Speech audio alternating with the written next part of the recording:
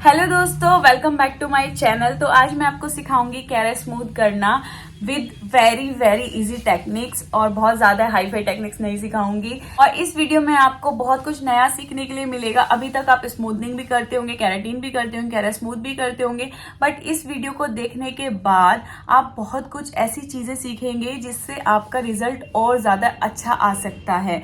और कई बार आप देखते होंगे कि कई क्लाइंट्स की स्मूथनिंग तो होती है बट बाल जल जाते हैं कहीं ना कहीं से, यहाँ से।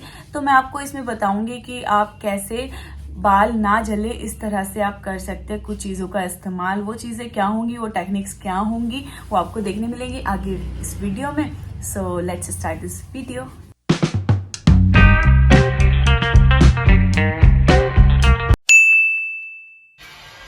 आपने देखा कि बाल कितने ज़्यादा हद तक कर्ली थे, तो इन कर्ली बालों को हमें स्मूथ एंड स्ट्रेट बनाना है। कैसे करना है, सारा ही प्रोसीजर आपको आज देखने मिलेगा हमारी इस वीडियो में। So welcome back to my channel.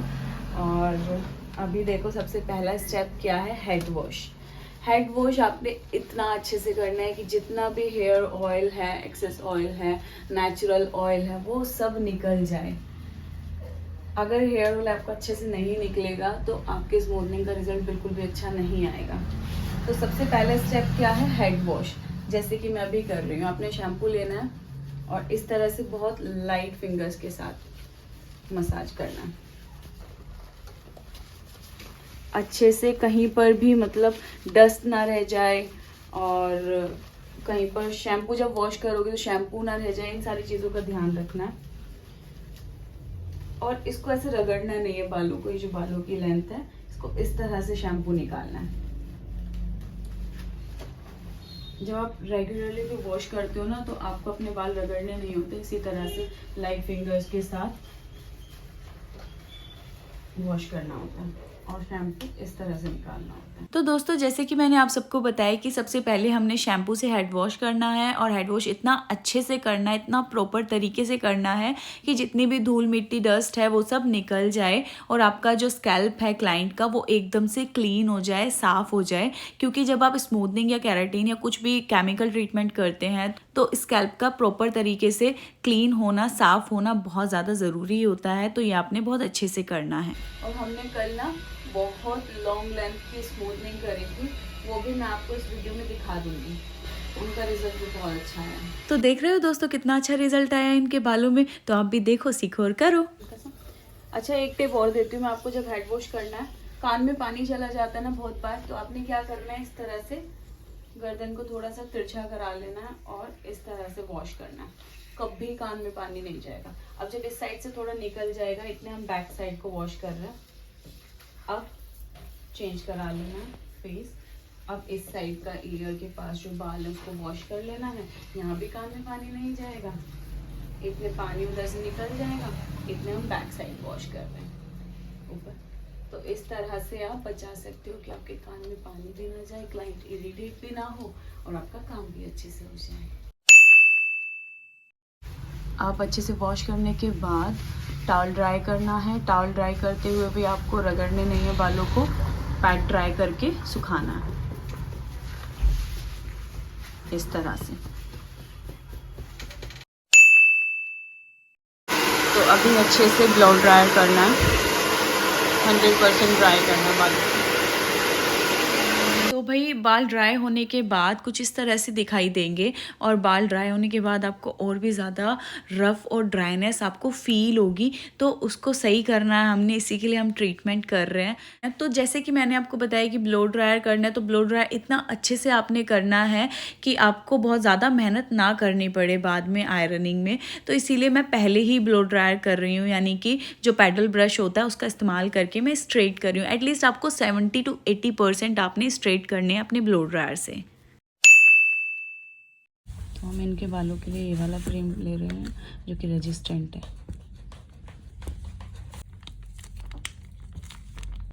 और ईमान से एडी से चोटी का दम लगाते हो। बहुत है इतना।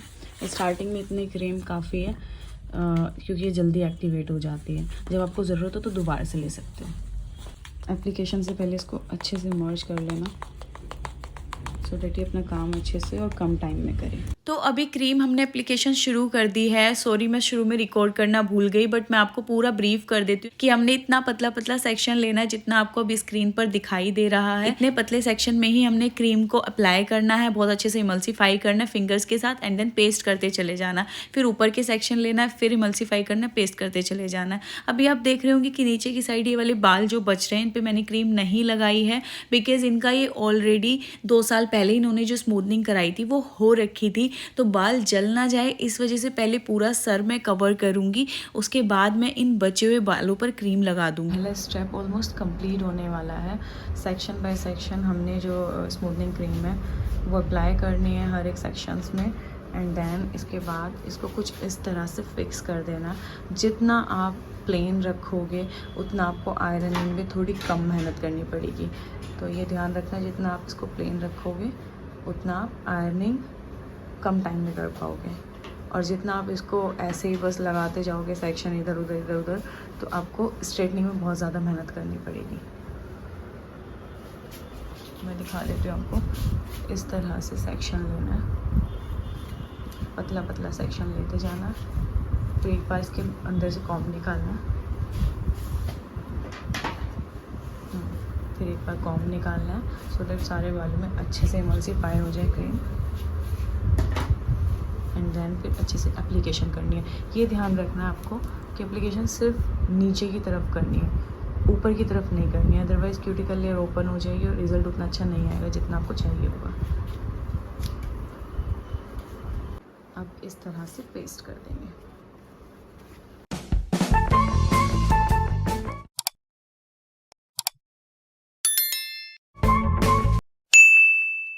तो दोस्तों जैसे कि 15 से 20 मिनट हो जाती है क्रीम अप्लाई किए हुए। अब हमने चेक करना है कि क्रीम का काम पूरा हो गया है या नहीं, यानी कि बोन्स ब्रेक हो गए हैं या नहीं। तो इसको चेक करने के लिए हम करते हैं स्प्रिंग टेस्ट। अब स्प्रिंग टेस्ट के लिए जैसे कि आप स्क्रीन पर देख रहे हैं कि मैं पहले एक बाल लूँगी, एंड देन उसको बहुत अच्छे से मतलब धीरे धीरे करके आपने खींचना है, छोड़ना है, खींचना है, छोड़ना है। इट मीन्स आपने इसको स्प्रिंग बनानी है। आपने चेक करना है कि स्प्रिंग ये बन रही है या नहीं, जैसे कि आपको स्क्रीन पर दिख रही है। अभी मैं दूसरी जगह से भी बाल उठाती हूँ और ये देखो ये प्रॉपर स्प्रिंग बन रहा है बिल्कुल अच्छे से, है ना। अभी आपको दिखेगा स्क्रीन पर, तो कंफ्यूज नहीं होना है। This is called the exact spring. जब ये एग्जैक्ट स्प्रिंग बन जाए ना, तो आप समझ लो कि आपका क्रीम का काम हो चुका है। और ऐसा आपने हर जगह से बीच बीच में से चेक करना है। जब हो जाता है तो देन वॉश कर देना है।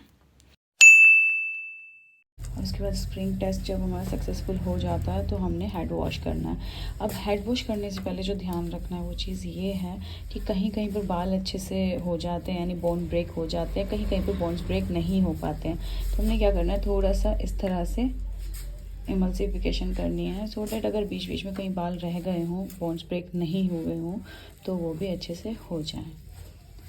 एंड देन हर एक सेक्शन को थोड़ा मोटा मोटा सेक्शन लेके इस तरह से करना भी दिखाएंगे। और यहाँ पर हमने थोड़ा सा ल्यूकवार्म वाटर लिया है, और जहाँ पे भी बोन्स रह जाते हैं वो अच्छे से ब्रेक हो जाएंगे।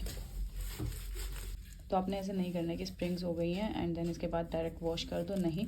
आपको थोड़ा सा टाइम लेना है 5 मिनट का, और इस तरह से इमल्सीफाई करना है, हर एक सेक्शन को इमल्सीफाई करके देन उसके बाद वॉश करना है। सो 3 से 4 मिनट लगता है इस प्रोसीजर में। उसके बाद हम इसको वॉश कर देंगे अपने नॉर्मल वाटर के साथ। अब उसके बाद वॉश कर देना है पूरे हेड को, बिना शैम्पू के वॉश करना है, ये ध्यान आपने रखना है। और शैम्पू सिर्फ फर्स्ट स्टेप में इस्तेमाल किया जाता है, उसके बाद नहीं करना है आपको।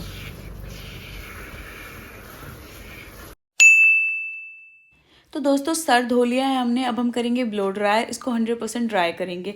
बट एक सबसे ज़रूरी चीज़ मैं आपको बता दूं कि आपने जब वॉश किया था तो ये खास ध्यान रखना है कि कहीं पर रिबॉन्डिंग क्रीम तो नहीं रह गई थी, बिकॉज़ ये भी एक मेन रीज़न होता है बालों के जलने का।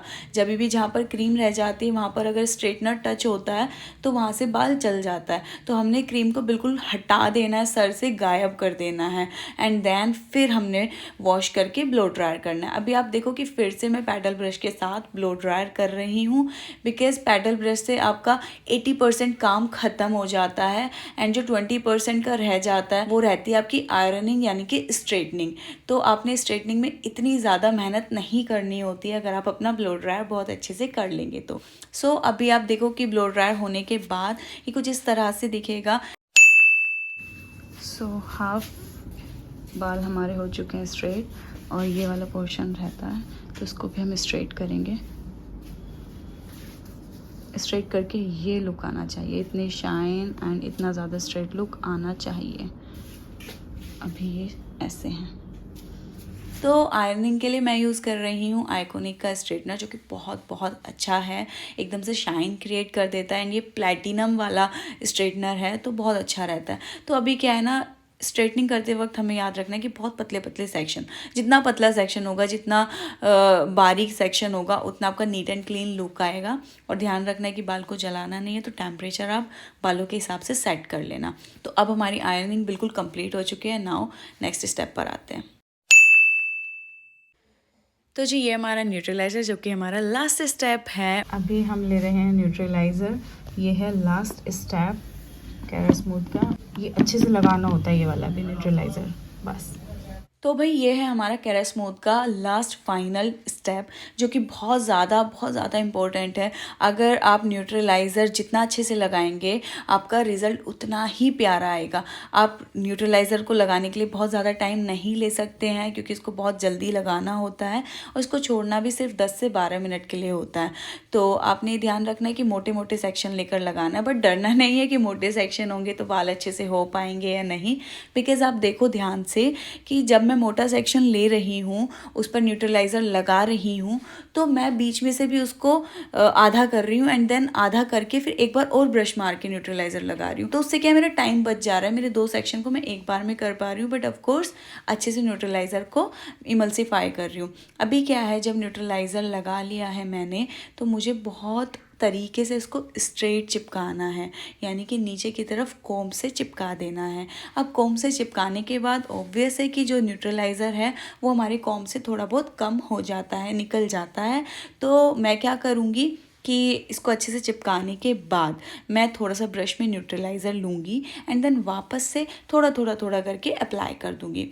एप्लीकेशन करते हुए अपने ध्यान रखना है कि कोई भी एप्लीकेशन आप करोगे नीचे की तरफ ही करोगे। अगर आप ऊपर की तरफ करोगे तो क्यूटिकल लेयर ओपन हो जाएगी, जो कि हमने नहीं करनी है।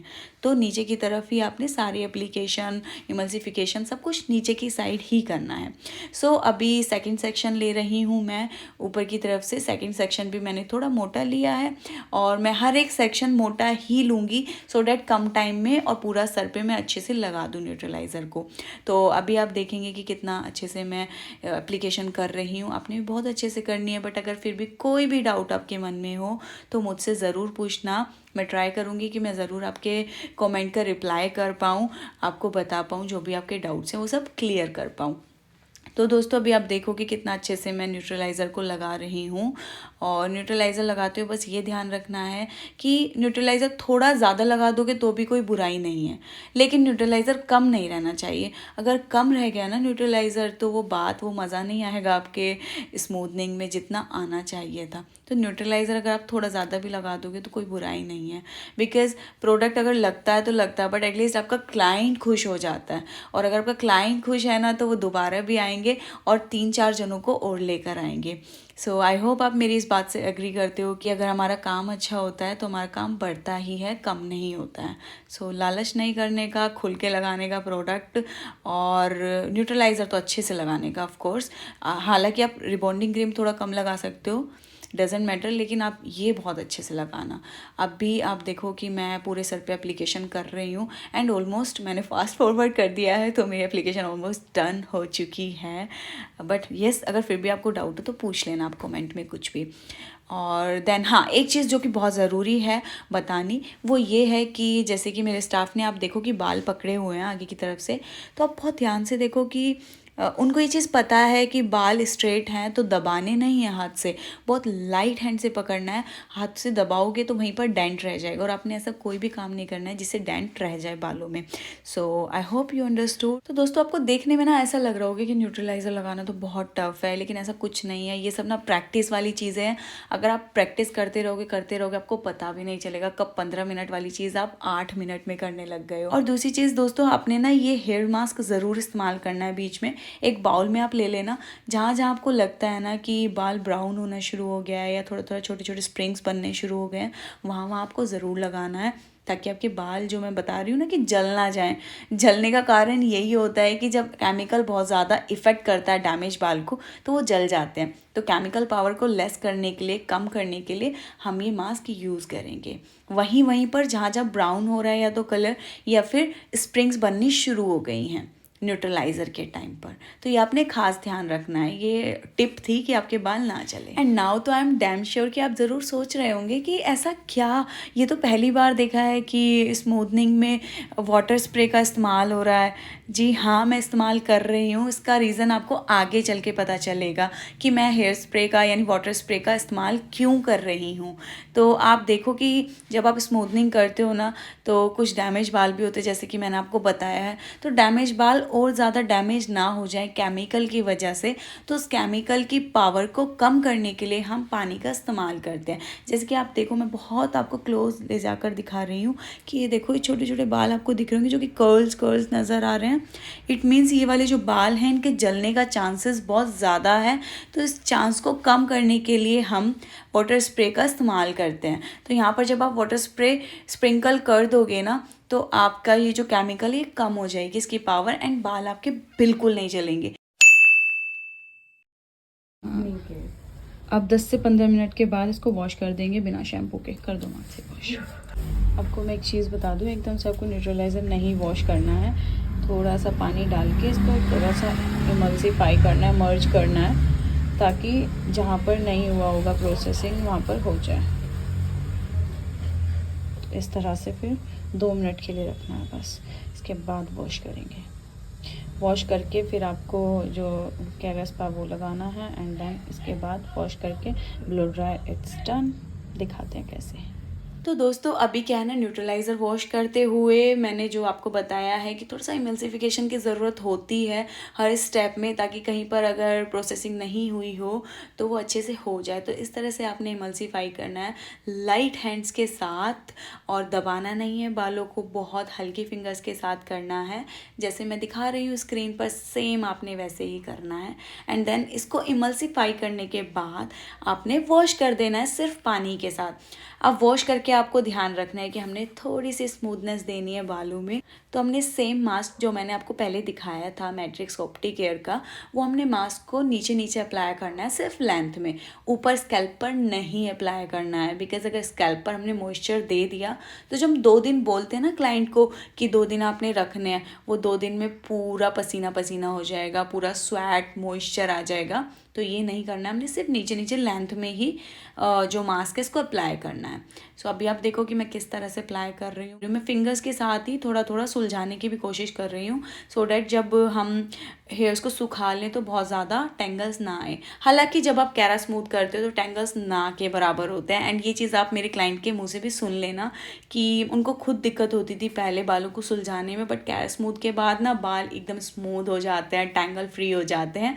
तो ये चीज़ आपको आगे देखने के लिए मिलेगी। सो 5 मिनट हो चुके थे, एंड 5 मिनट के बाद हमने सर को बहुत अच्छे से वॉश कर लेना है। एंड ये हमारा लास्ट स्टेप था। इसके बाद हम बालों को सुखाएंगे ब्लो ड्रायर से। अब सर अच्छे से वॉश हो चुका है। आपने ध्यान रखना है थोड़ी सी भी क्रीम नहीं रहनी चाहिए, यहाँ से ज़रूर आपने क्लीन करना है, क्योंकि कई बार यहाँ पर क्रीम रह जाती है। अब ड्रायर करना फटाफट से, और ध्यान रखना है लास्ट स्टेप में आपको बालों को मोड़ना तोड़ना नहीं है, सीधे सीधे रखना है। बेशक सुखाने में ज़्यादा टाइम लगेगा, बट ठीक है टाइम लग जाएगा, लेकिन स्ट्रेट तो चाहिए ना, नहीं तो मोड़ोगे तोड़ोगे तो ख़राब आएगा रिजल्ट। अभी इसका रिजल्ट बहुत शानदार आने वाला है, सो वेट एंड वॉच। और एक चीज़ आपने ध्यान रखने की, बालों को इतना अच्छे से सुखाना है कि कहीं से भी गीला ना रह जाए। जहाँ भी गीला रह जाएगा इट मीन्स वहाँ पर नेचुरल कर्ल्स आ जाएंगे। इनफैक्ट जो क्लाइंट की टी शर्ट या जो भी उन्होंने पहना है वो भी बहुत अच्छे से 100% ड्राई करके भेजना है। आपने ध्यान रखना है कि बाल में थोड़ा भी मॉइस्चर ना रह जाए। अच्छे तो लग रहे हैं स्ट्रेट होके। सुलझने की सबसे बड़ी समस्या हो रही थी। सो गाइज अभी ये डन हो चुका है हमारा कैरा स्मूथ। एंड आपने ध्यान रखना है कि क्लाइंट को बोलना है 2 दिन बाल बिल्कुल सीधा रखने के लिए, ना कान के पीछे करें ना ही कहीं पर टक करें। जहाँ भी वो टक करेंगे वहाँ पर डेंट रह जाएगा एंड देन वो डेंट कभी जाता नहीं है। सो वही है कि आपने अच्छा काम करके दिया है तो क्लाइंट भी थोड़ा सा प्रिकॉशंस फॉलो अप करें। डन हो गया। तो दोस्तों आपने देखा कितना प्यारा रिजल्ट आया है हमारे कैरा स्मूथ का, और सारी जो टेक्निक्स थी वो सब मैंने आपको डिटेल में बताई हैं। इन सब का इस्तेमाल करके आप अपने घर में या अपने सैलून में कैरा स्मूथ कर सकते हैं यूजिंग मैट्रिक्स प्रोडक्ट, और रिजल्ट आपके हाथ से भी बहुत अच्छा आएगा। बस आप जब भी इसको करेंगे तो ये ध्यान रखना है कि आपने स्टेप बाय स्टेप ही चलना है। और मैंने कोशिश करी है कि मैं आपको पूरा अच्छे से सिखा पाऊँ, जितना ज़्यादा सिखा सकती थी। बट अगर फिर भी कुछ चीज़ रह गई हो या आपके माइंड में कोई भी डाउट हो तो मुझे कमेंट में ज़रूर पूछना, मैं रिप्लाई करके बताऊंगी आपको, क्योंकि मुझे सिखाना अच्छा लगता है इसलिए।